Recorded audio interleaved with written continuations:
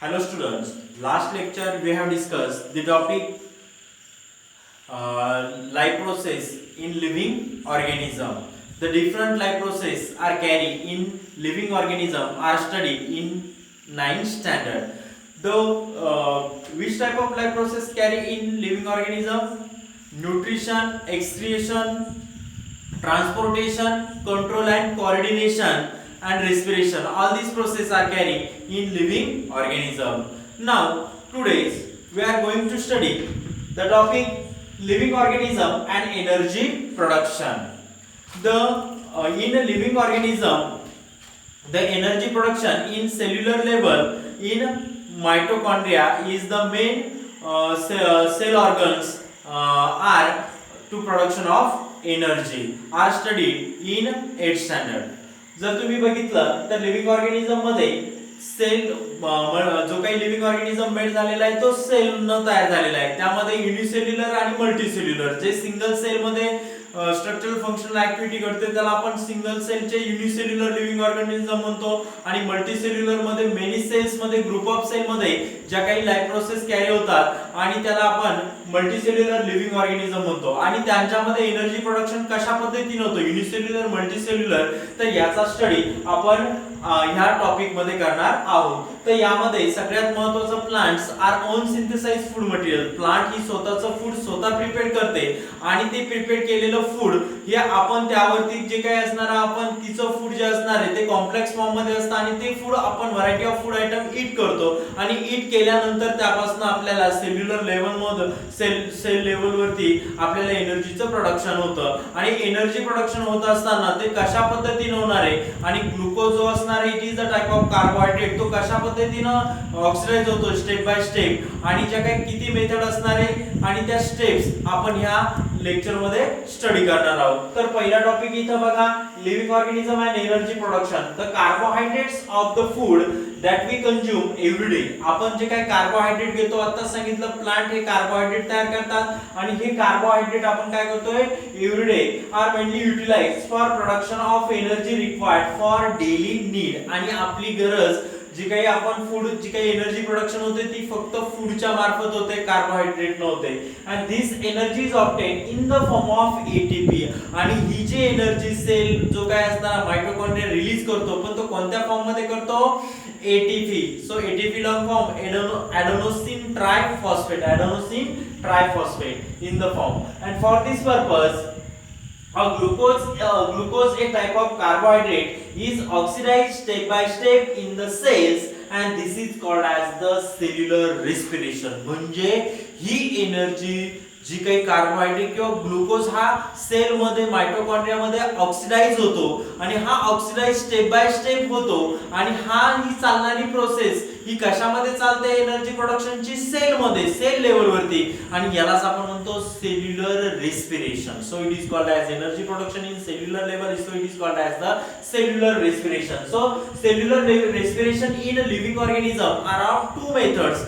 One is the aerobic respiration, another type is the anaerobic respiration. Simple. Aerobic respiration means involvement of oxygen and anaerobic means without use of oxygen. Energy production are there but not use of the oxygen. म्हणजे इथं जर तुम्ही बघितलं तर living organism म्हणजे human being मध्ये energy production होते sale मध्ये पण आपल्याला रेस्पिरेशन थ्रू जो ऑक्सिजन आपण इनहेल करतो तो ऑक्सिजन सेलच्या मायटोकॉन्ड्रिया मध्ये जे गेलेले का ग्लुकोज आहे तो कंप्लीट ऑक्सिडाइज करण्यासाठी काय ऑक्सिडेशन रिएक्शन करण्यासाठी ऑक्सिजनची यूज केला जातो म्हणून तिथून मग एनर्जी प्रोडक्शन होते. मग हे एनर्जी प्रोडक्शन करताना ज्यावेळेस लिव्हिंग ऑर्गॅनिझम ऑक्सिजनचा यूज करतो त्याला म्हणायचं एरोबिक रेस्पिरेशन. आणि ज्या अशा प्रकारच्या काही टाइप ऑफ बॅक्टेरिया ज्या बॅक्टेरिया ज्या असतात त्या बॅक्टेरिया काय करत नाही ऑक्सिजन एनर्जी रिलीज करतात सेल मधून पण do not use of oxygen त्या ऑक्सिजनचा वापर करत नाही. आणि त्याच प्रकारच्या जे रेस्पिरेशन असतं त्याला म्हणतो एनारोबिक रेस्पिरेशन. मग aerobic respiration means oxygen is involve and anaerobic respiration means oxygen is not involve. In aerobic respiration, a glucose is oxidized in 3 step. Glucose oxidation किती स्टेप मध्ये घडतं? 3 स्टेप. म्हणून एरोबिक रेस्पिरेशन आपण करतो. Living organism human being आपण aerobic respiration करतो आणि ते कंप्लीट ऑक्सिडाइज होण्यासाठी ग्लुकोजला किती स्टेप मध्ये होतो? 3 स्टेप. मग त्यामध्ये पहिली स्टेप आपण आज इथं स्टडी करणार आहोत, glycolysis. Glycolysis means a process of glycolysis occurs in cytoplasm. म्हणजे सेल मध्ये काय असतं? सायटोप्लाझम, पेशीद्रव हा कशामध्ये असतो? सेल मध्ये. म्हणजे सुरुवात जी होते ही ग्लायकोलिसिसची, ही कुठून सुरुवात होते? सायटोप्लाझम मध्ये. A molecule of glucose is oxidized step by step in this process and 2 molecules of each. म्हणजे यामध्ये पहिल्यांदा ग्लुकोज हा 6 कार्बन कंपाऊंड आहे आणि तो सेल मध्ये सायटोप्लाझम मध्ये तो ज्यावेळेस त्याचं ऑक्सिडेशन व्हायला सुरुवात होते आणि ते कसं होतं? स्टेप बाय स्टेप, टप्प्याने. आणि ते ऑक्सिडाइज होताना त्यामधून काही मॉलिक्युल्स तयार होतात. म्हणून ग्लुकोज हा 6 कार्बन कंपाऊंड आहे आणि त्यापासनं जे काही मॉलिक्युल्स जे तयार होतात त्यामध्ये पहिला मॉलिक्युल्स जर तुम्ही बघितलं इथं तर ग्लुकोज 6 कार्बन कंपाऊंड, त्यापासून पहिल्यांदा तयार झाले पायरुविक ऍसिड. हा 6 कार्बन, तर pyruvic acid how many carbon atom? 3 carbon atom. then ATP are released, NADH2 water molecules also release. म्हणून पहिल्या स्टेप मध्ये ग्लायकोलिसिस हे सायटोप्लाझम मध्ये स्टार्ट होतं आणि ग्लुकोजचं ज्यावेळेस ऑक्सिडेशन व्हायला सुरुवात होतो, ऑक्सिडाइज होतो स्टेप बाय स्टेप मध्ये, we have to glucose are released and transform into pyruvic acid, ATP, NADH2 and water molecules. So again pyruvic acid is converted into, pyruvic acid are converted into acetyl coenzyme A, NADH2, CO2. What is meant by NADH2 long form? Nicotinamide adenine dinucleotide. What is meant by NADH2? Nicotinamide adenine dinucleotide.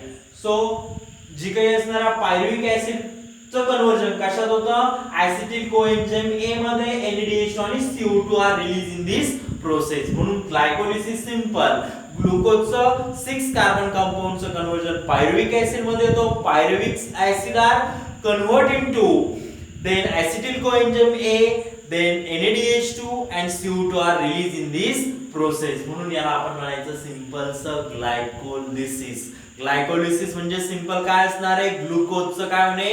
Oxidise व्हायला सुरुवात होणे आणि glucose oxidize होताना 6 carbon compound are convert into pyruvic acid, 3 carbon compound, then pyruvic acid again convert into then acetyl coenzyme A, NADH2, CO2 are released in this process. Then second method is tricarboxylic acid cycle. What is meant by tricarboxylic acid cycle? Both molecules of acetyl CoA enter in the mitochondria cyclic chain reaction called as tricarboxylic acid cycle is operated in mitochondria. तुम्ही जर बघितलं तर sale मध्ये सगळ्यात महत्त्वाचा energy release करणारा part हा म्हणजे मायटोकॉन्ड्रिया असणार आहे आणि हा मायटोकॉन्ड्रिया एनर्जी रिलीज करतो. म्हणून ही process acetyl coenzyme are enter into the mitochondria. कुठे आला तो आता?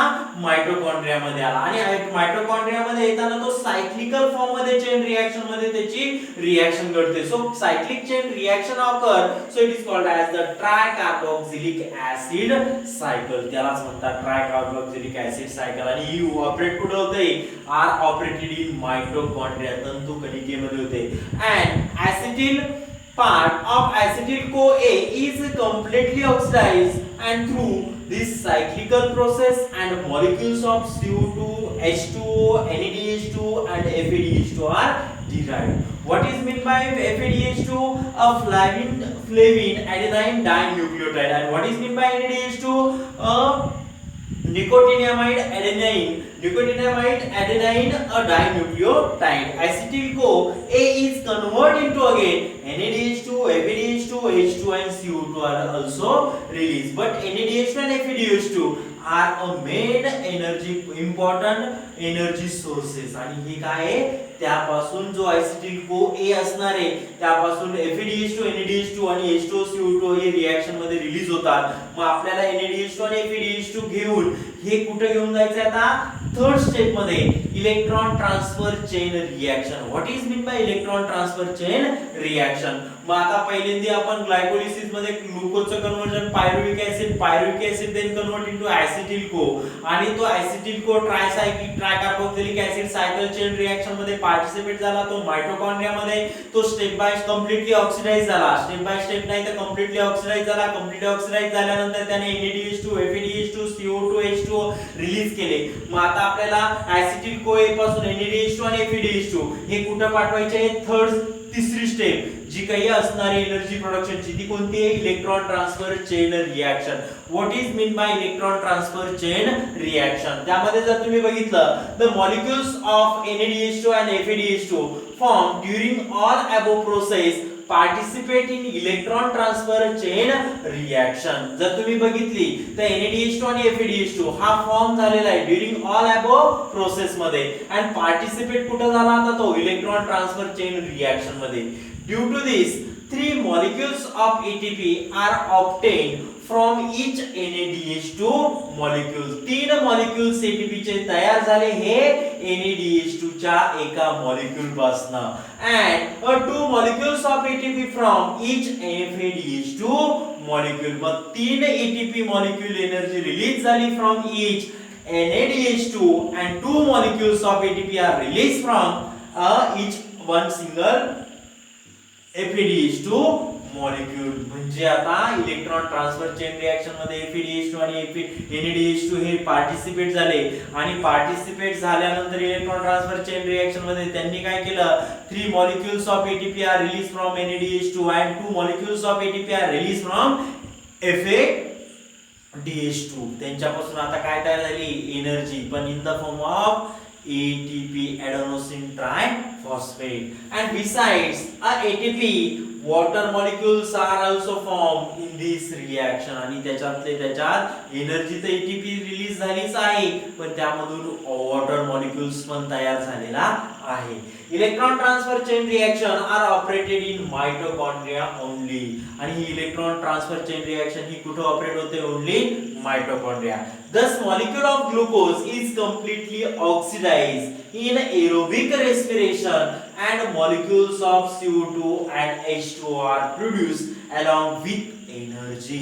आणि ह्या एनर्जी बरोबर CO2 आणि H2O पण रिलीज होतो. मग simple electron transfer chain reaction मध्ये काय केलं, FADH2 NADH2 are enter in electron transfer chain reaction. So 3 molecules of ATP energy, 3 molecules of ATP energy are released from each NADH2 and 2 molecules of ATP are released from FADH2. In this process water molecules are released and completely oxidation process can the electron transfer chain reaction are operated in mitochondria only. And electron transfer chain reaction, so complete oxidize of the glucose, so that time water and carbon dioxide are released in this process. Then energy production. So we are studying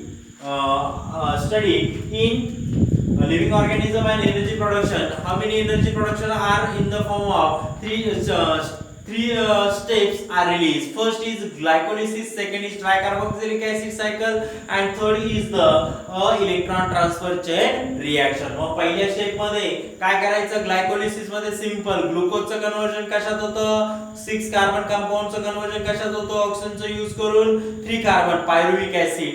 त्यानंतर pyruvic ऍसिडचं conversion कशात झालं, ऍसिटिल को ए आणि NADH2 तयार झालेला आहे. तोच हा काय होतं, ट्रायकार्बोक्सिलिक ऍसिड सायकल मध्ये पार्टिसिपेट झाला आणि पार्टिसिपेट झाल्यानंतर तो सायक्लिकल फॉर्म मध्ये acetyl co are convert into FADH2 NADH2 FADH2 CO2 and H2 are release. आणि आता काय करायचं, NADH2 FADH2 हा इलेक्ट्रॉन ट्रान्सफर चेन रिएक्शन मध्ये गेल्यानंतर तो काय करतो, एका NADH2 मॉलिक्यूलची एनर्जी 3 ATP फॉर्म मध्ये तयार होते आणि एका FADH2 ची एनर्जी मॉलिक्यूलची किती फॉर्म मध्ये होते, 2 मॉलिक्यूल्स मध्ये एनर्जी फॉर्म होते. आणि ही रिएक्शन माइटोकॉन्ड्रिया मध्येच घडते, electron transfer chain reaction only.